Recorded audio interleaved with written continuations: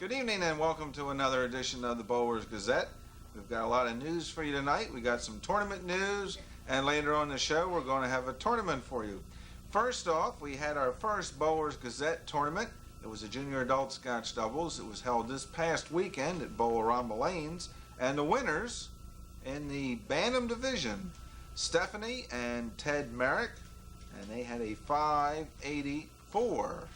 That's Stephanie and Ted Merrick. They had a 584 to take the Bantam Division title. In second place in the Bantam Division, Willie Simonds and Melvin Whalen, and they had a 573. They beat out another team, Timmy Whitlock and Mel Whalen, who had a 565. So, Timmy, I think you ought to get a hold of Mel and give him a little bit of heck on that because he beat you out. In the junior division, the winners, father and son team, Clinton Fields, junior and senior, they had a 681, and we're definitely going to check their averages because I think they might be a bunch of sandbaggers or something. Bowling 681 in Scotch doubles, that's unheard of. In second place, Sheila Egan and Glenn Metsanka, they had a 583. Sheila, as you may well know, won a $1,000 scholarship down in Washington, D.C. just a few weeks ago in the National Coca-Cola Championships. And looks like she's still on a hot streak because she took second place in our tournament here. In the other tournament this weekend that we have news for, it's a Bowlers Gazette Handicap Singles Classic. It was held at Pleasant Hill Lanes this past weekend, and the winners, Eddie Price and Karen Moon. That's Eddie Price and Karen Moon. They were the weekly qualifiers at Pleasant Hill. Next week's tournament will be at Holiday Lanes, and the first squad for that is at 4:30. And the following week, Labor Day weekend, big weekend, we hope, down at Brookside Lane, September 3rd through the 6th. And that's our Bowlers Gazette Handicap Singles Classic Tournament that is running all summer long. Now, the way that tournament is working, for you people who are unaware of that, the top two bowlers each weekend will get into the semifinals. That's the top two bowlers each weekend get into the semifinals. We have approximately 6 weekends left, so you got plenty of time to get out and get yourself qualified for our big tournament. While we're talking about the tournaments, we would like to thank our tournament directors, Ron McCord, who is directing our Bowlers Gazette Handicap Singles Tournament this summer, and we'd also like to thank Dave Feliciano for his help in our Junior Adult Scotch Doubles Tournament. And we'd like to mention we're going to do a number of tournaments like that this winter, and we're also going to have a number of juniors involved in helping run the tournaments so they can learn something about how to run tournaments, so when they become adults, maybe they can help out. Maybe they don't have to wait for adults. Maybe as juniors, they can come out and help out in the Junior Association tournaments because we could sure use their help and their input. That's what they are there for. That's what we are there for, to help them become better bowlers and better leaders. That's the whole idea of the thing. Now, we'd like to tell you a little bit about what's going on this fall on the Bowlers Gazette. And only a little bit because we don't have everything definite yet, and we don't like to spout out things until we do, but it looks like we're going to have 2 shows a week on this winter. That'll be 2 Bowlers Gazettes on each week, and we'll tell you more about that in just a couple weeks' time. Now, if you were tired of shopping, David's eating chili. But not just any chili. It's Worthington brand chili. It contains no meat or meat byproducts. Worthington products contain no cholesterol and are low in saturated fats. Pound for pound, Worthington products are more nutritious and less expensive, and that's important to us. And it tastes good too.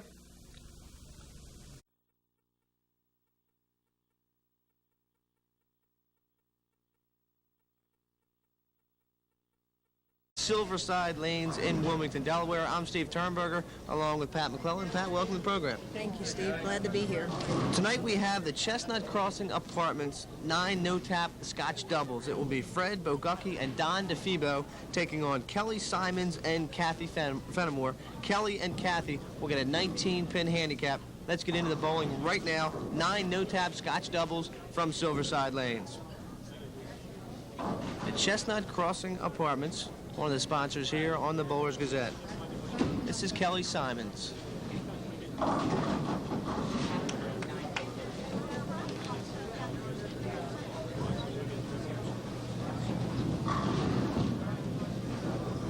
Nine no-tap Scotch doubles, and Pat, of course, 9 no-tap. Basically, if you can knock down 9 pins, it counts as a strike, but it won't count for a spare. Correct, Steve. They won't shoot the spare. If they get 9 down, it automatically is a strike and they'll reset.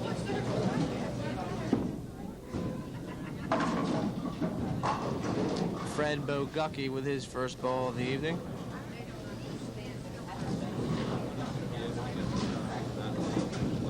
Fred's an accountant. This is Don DeFebbo. Remember, Don and Fred will be giving away 19 pins to open this championship match. The 3 and the 7 will get it.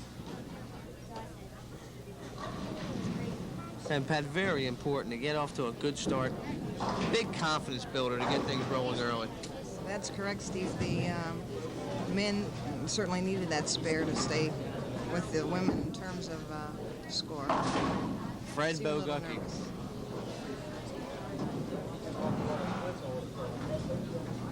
Got the head pin, but Don's going to have a tough split here.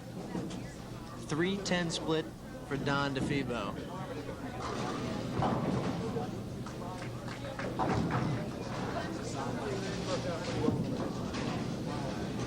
Key to Scotch doubles is leaving easy spares, and that wasn't too easy a spare for Don. Don will clip the 10. And Cathy Fenimore will fire her first ball. Gonna pull it left, and Kelly's gonna have, I guess we could say, somewhat of an easy spare here, but not an easy one. The back pin, 9 pin, makes it a little bit more difficult. 1, 3, and 9.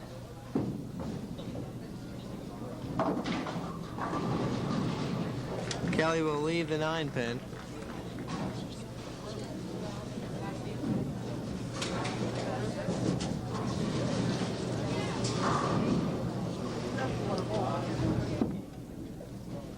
Cathy Fenimore. First strike of the evening. Cathy has 1 child, Knieriem, 18 and a half months old. Cathy, of course, married, lives in Newark.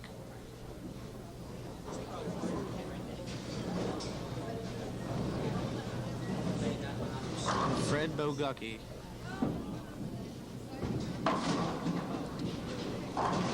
Fred's having difficulty on his first ball. Seems to be pulling the ball a little bit up to the head pin and leaving splits for Don to try to convert. He's having a tough time grabbing that 1-3 pocket. Don DeFebbo. Best thing to do here is grab the 6 and the 10. He does that.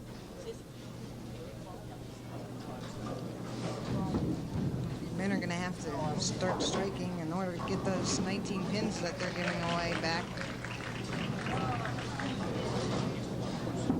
Here's Fred.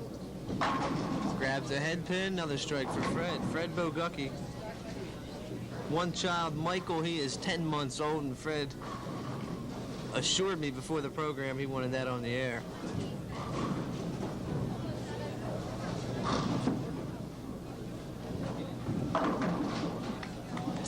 Pins seem to be going down better on the Brooklyn side or the 1-2 pocket.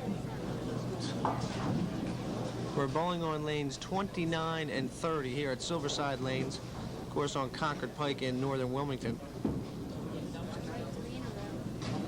Cathy Fenimore, she'll get it. And Pat McClellan, the women, on a big advantage here early.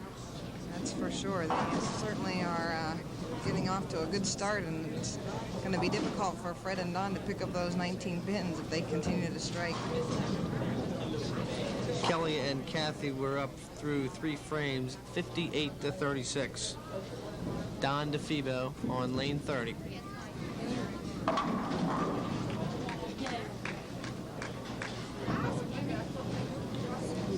Pat, the rhythm of bowling is so important. The backswing, the release, the follow-through. Something that you have to do every time, and the concentration level is very important also. That's correct, Steve. Timing is a crucial element of the game of bowling, and to do the same thing each and every time, of course, is the ultimate. And I guess it's just a matter of practicing it over and over again until it becomes a habit. Fred Bogucki will pick up a spare for the men's tandem here. Chestnut Crossing Apartments, 9 no-tap Scotch doubles from Silverside Lanes. Don DeFebbo will roll on lane 29.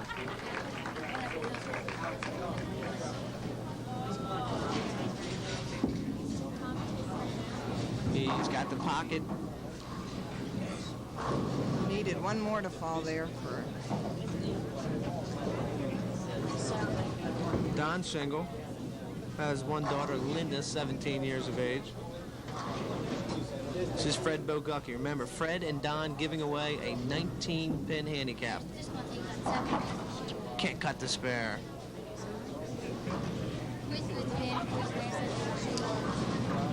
Men are certainly going to have to pretty much strike the rest of the way to stand a chance against Cathy and Knieriem.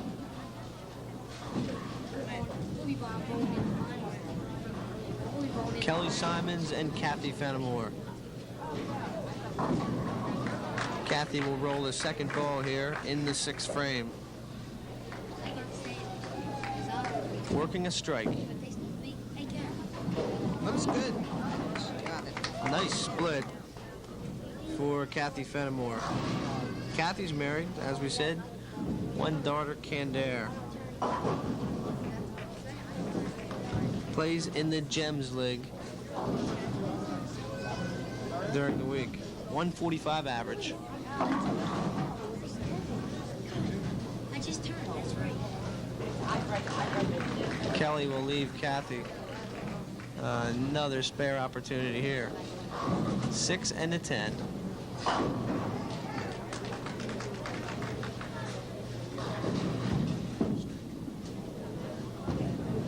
She'll get it nicely. And consistency, Pat, has been the trademark here of Kelly and Cathy throughout this match. Definitely so. They seem to bowl real well together in terms of picking up one another's spares and have taken a commanding lead. Don DeFebbo picks up a strike. That's certainly what these men need the rest of the way. Don DeFebbo and Fred Bogucki. Fred will roll on lane 29. He needs a lot of marks throughout this match. Rolling in the 8th frame. Just destroyed the head pin, but Pat, very tough to get a strike, just destroying that head pin. Sort of has destroyed their chances of winning, I think.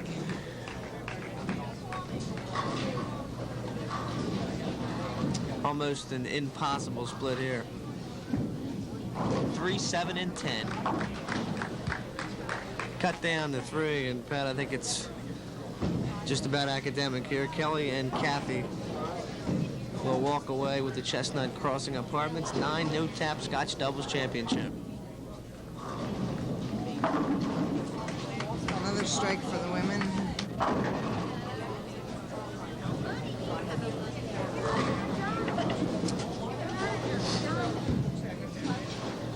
The best Fred and Don can do is a 169 game, and the women have 164.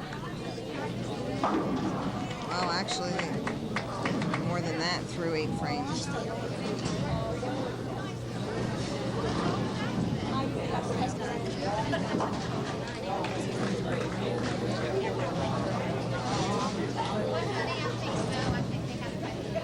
Bowler's Gazette here on Rollins Cablevision Channel 2. Steve Turnberger with Pat McClellan from Silverside Lanes. First in bowling in Newcastle County, the Bowler's Gazette. There's a strike for the men. Fred Bogucki needed that one. In Scotch doubles, Steve, after one person gets a strike, then the partner will take the first shot in the next frame. So you alternate back and forth so that the same person isn't always taking the first ball.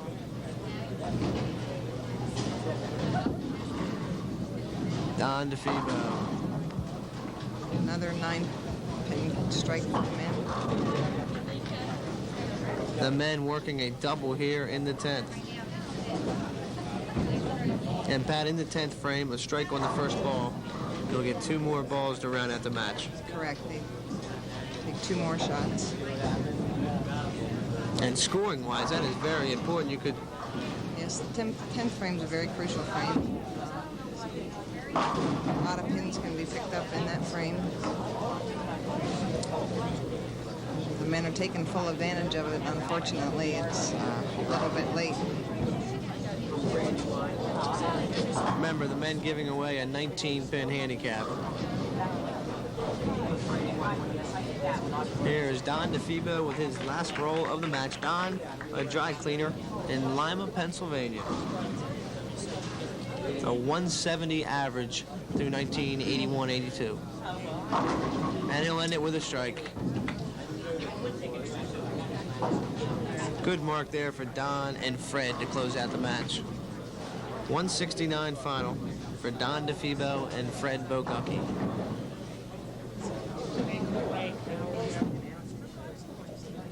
Here is Kelly Simonds.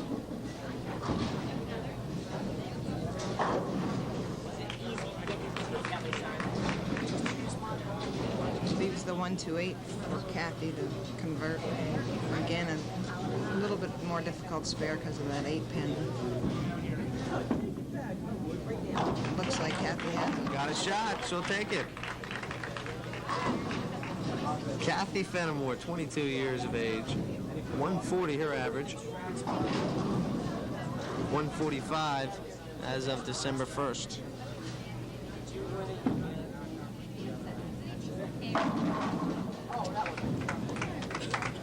Kelly will leave the 10-pin.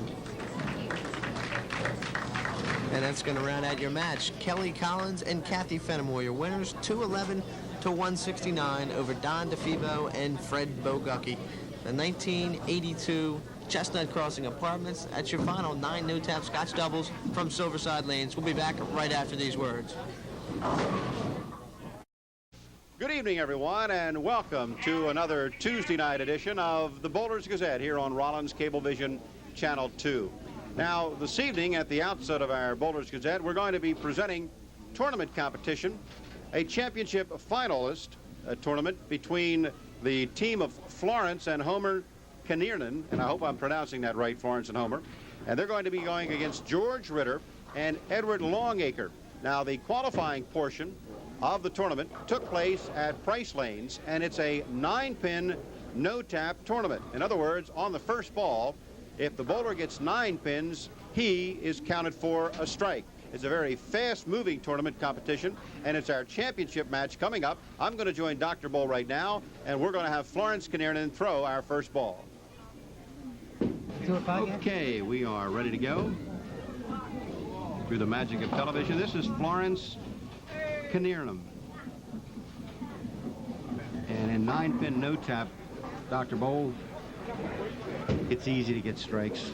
I wish I could get strikes as easy as it is to get strikes in 9-pin no-tap. Well, it's only easy when you don't need them. Florence leads off, leaves the 1, 2, 4, and here is hubby Homer, and he gives him a spare in frame number 1. The challengers, George Ritter and Edward Longacre. Competition, the qualifying portion of the competition took place at Price Lanes, and George and Edward are going to be spotting Florence and Homer 13 pins handicap. Does not make the head pin, and in fact, you got a little sweeper in the back there, Dr. Bull. Yeah, that makes a tough spare. For George, Edward? Yeah, George doesn't get much knees on the ball, and when you don't get your legs down in the shot, you don't get much momentum. Well, we lost our lights, but we got a spare anyway. Good shot. And we'll continue working under somewhat of a handicap. We have lost some power here. We are taping this TV2 tournament competition at Bolorama Lanes, and we apologize to those watching for any inconvenience because of the power failure. On lane 3, George Ritter trying to get to the head pin, and he gets them all. Don't you get an extra for that in 9-pin no tap if you get them all down? Nah. You should, Dr. Bowl. Well, I think you should get penalized for crossing over the head pin, too, but that's another story. All right, Florence up on 4. She has a nice slow roller and leaves Hovey a difficult spare. Very difficult, especially for a right-hander. That's a little easier for a left-hander. Florence ought to try to develop a little more momentum in her swing. The ball wouldn't, the lane wouldn't play havoc with the ball as much. Well, he got everything but the 1. So they go open in the second frame. Florence now over on 3. She really kind of tiptoes to the line, doesn't she? Yeah. See, what she does, she controls her swing too much. If she let it flow, if she let it out and let it drop, she will get much more natural momentum, whereas she pushes the ball away and catches it, and that really depletes any momentum she might have gotten. Let's talk about what the bowlers are competing for. The winning team will walk off with $100, the losing team $60, and the baby split on the right side. Homer has trouble converting. Well, that's not bad for a half hour's work. Well, since George Ritter got a strike last time, Edward Longacre, his partner now, becomes the leadoff bowler, and he is on 4. Well, he really doesn't take much time to set up, does he? No, he's ready to go. Leaves the picket fence on the left side. Yeah. These two young fellows, for you bowlers out there that want to learn a little bit, watch their legs, their slide legs, how it goes down and then back up as they deliver the ball. As soon as you come back up, you're in trouble. You notice that? George is from Newcastle, makes a Good spell. He's a 165 average bowler. Yeah, both of these fellows look like they have a lot of promise, and they're making a lot of spares. But as they progress, they're going to have to get a little more quality in them legs. Eddie Longacre on 3. All right, good follow through that time. He puts it in the pocket. Looked a little high. Yeah, a little high. The direction of the swing kept the ball in play, and you get a little more effectiveness in your ball if your follow through is square like that one was. 1, 2, 3, bend. Florence has certainly the right idea. Just take it easy going to the line, but she, as you said, she is really controlling her swing. Yes, when she controls her swing like that, it creates a tendency for her to lean forward at the waist. When you lean forward at the waist, your upper body weight forward, you inhibit your slide. Florence is a 122 average bowler. Good spare by Homer. What she should do is go down vertically with her legs and let the ball swing through. She'd have much better, a lot more success. Homer's a 180 average competitor. The main thing in her game, I think, right now, as far as 9-pin no tap is concerned, is just hit the head pin. Yeah, just keep the ball in play. You know, her husband averages 180. He's going to make most of the spares, but it's going to be tough if she keeps giving him real difficult spares. Well, in the match so far, the advantage, of course, has gone to the men. George Ritter and Ed Longacre. And the 9 will not fall. So that is 2 open frames for the team of Florence and Homer. And I hope I'm pronouncing the name right. Knieriem. And they are from Wilmington, Delaware. Live on Drayton Drive. They've been married for a couple of years. Good-looking ball. 9, and that's a strike, of course. 9 is enough in 9-pin no tap. This bowling competition really goes fast with 9-pin no-tap. Yeah. Wow, all the 9s are strikes, and you know how many 9s you get there, people watching. In case you people out there watching don't recognize by now who Dr. Bowl is, of course, it's Jules Falcone, one of the area's top scratch bowlers. How many leagues you bowling in this year locally, Well, Jules? I bowl in one in Bowlerama on Wednesday night, and I bowl. That's the Wilmington Classic League? Yes, and I bowl in Pennsylvania on Friday night. Hit the head pin. Is that it? Yeah. Oh, she cannot get that 9 to go. The sleeper. That you probably heard Florence. Maybe you didn't. She said as she came back off the approach, I haven't hit the head pin yet. Well, That's what she's trying to do. Yes, she did. Just nicked at that time. The 3-9. Homer looks like he's got it. Good, solid spare. He looks like a 180 shooter, dude. Yeah, he's all right. His swing is free. Comes out of the shot a little bit, but he's not bad. His swing is, his whole body is relaxed. That helps quite a bit. You let that tenseness get in your body, that makes it tough. We're moving into the 7th frame, and this time Florence really doesn't hit the head pin. She didn't even come anywhere near it. She's a little nervous, I've got a feeling, Jules. Either that or she's trying to get even with her husband for something. She's trying to give him all these tough spares because he did something the other day, you know. George Ritter and Edward Longacre have a commanding lead in this title match. They have 120, and they're working on a double and nice spare shooting. Now I know why he's a 180 shooter. Yeah. She urges him on with these tricky spares. Len Holmquist along with Jules Falcone. Dr. Bowl, this is TV2 Bowling from Bowlerama. Our 9-pin no-tap championship match. The qualifying round was held at Price Lanes. George Ritter and Ed Longacre, who have the lead here, and they've now got a triple. They were 4 in a row. Make that a 4-bagger. They were the second leading qualifiers. Florence and Homer were on top in the qualifying by 4 pins, 725 to 721. There is a 13-pin advantage for the Knierims, and it looks like 5 in a row. And it's a 65-pin lead right at this time. And I would venture to say it's over. That's safe. Safe to say it's over. As Don Meredith would say. Absolutely. The party's over. Yeah. I hope the lights don't go out anymore. Yeah. Oh my. Well, Homer's made some tough spares already. Yeah, he's working at it. I guess bowling with his wife sharpens up his spare shooting. It certainly does. He probably sees more imaginable spares, and he's going to get it both. All right, good shot. Great shot by Homer Knieriem, and I'll tell you, he has put on a good show of spare shooting, even though he and his wife, Florence, are going to go down to defeat. They're going to walk off with $60, the runner-up prize. And George Ritter and Edward Longacre are going to separate $100 between them. What spare hasn't she left him? Let's see. Well, she's left most of them. Homer with a little smile on his face like, she's really putting me to the test for my spare shooting. She sure is. The 9 in the back, remember? And he gets them all. Terrific spare shooting. Lots of strike shooting for the winning team of George Ritter and Edward Longacre, as they have 1, 2, 3, 4, 5 in a row.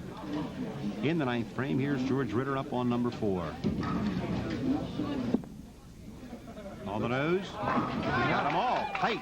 Really tight pocket shot for George Ritter.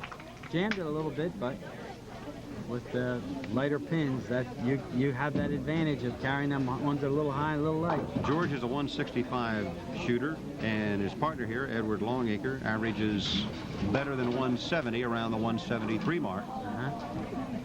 Nope. Edward going for 7 in a row? No. And now he's going to put George to the test of spare shooting. Yeah, let's see. Well, it's the 10th frame. The match is pretty much over. It is over. Yeah, George will have a little less trouble with this because there's not so much pressure on. You bowl easier, you bowl better when there's pressure on? Well, it depends on how you handle it. You know, everybody feels pressure. Some people can handle it, some people can't. And it's not totally mental.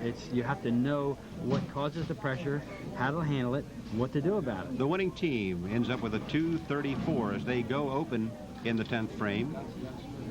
Florence is going to be on the head pin. She gets herself a strike and gets a nice round of applause from our encouraging crowd here at Boulderama, and gets a big smile from Homer. Homer hasn't had a chance to throw a first ball yet. Yeah, it's his first chance to shoot a first ball.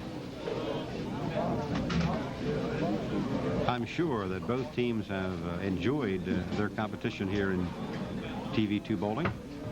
On TV2 bowling. Let's see if Homer can hit the pocket. Oh, he looks... A little while. He can't hit the head pin either. Now, Florence is going to get a shot at a spare, but our champions are George Ritter and Edward Longacre in the TV2 9-pin no-tap. Florence, go right ahead.